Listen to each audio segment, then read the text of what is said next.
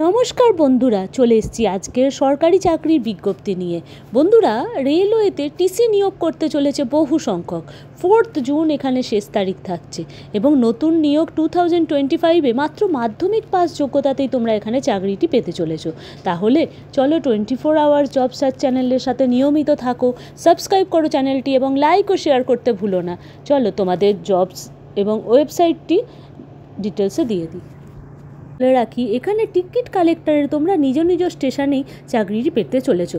অর্থাৎ যে স্টেশনের জন্য অ্যাপ্লাই করবে যে জেলা থেকে, সেই স্টেশনের সেই জেলাতেই তোমরা আবেদনটি করতে পেরে এবং তোমরা এখানে চাকরিটি পাবে। এরপর তুমি যদি কোনো জনবহুল স্টেশনের টিকিট কালেক্টর হও, তাহলে তোমার সেখানে টিকিট কাউন্টিংয়ের সংখ্যা বেশি থাকছে এবং যেখানে জনবহুল টিকিট যোগ্য গ্র্যাজুয়েট প্রার্থীদের এখানে কিন্তু কম্পিউটার টেস্ট বা সিবিটি টেস্ট দিতে হতে পারে। আসলে ওরা দেখবে যে তুমি কম্পিউটার সম্বন্ধে ওয়াকিবহাল কিনা বা কম্পিউটার তুমি দক্ষ কিনা, সেই জন্যই টেস্টটা হয়তো তোমাদের দিতে হতে পারে ইন্টারভিউয়ের পর। প্রার্থীদের জন্য যোগ্যতা যাচাই করতে হবে এবং পরীক্ষার জন্য যোগ্য হতে গেলে প্রার্থীকে মিনিমাম 18 থেকে 36 বছর বয়সী হতে হবে এবং ন্যূনতম 10ম শ্রেণী পাস হতে হবে।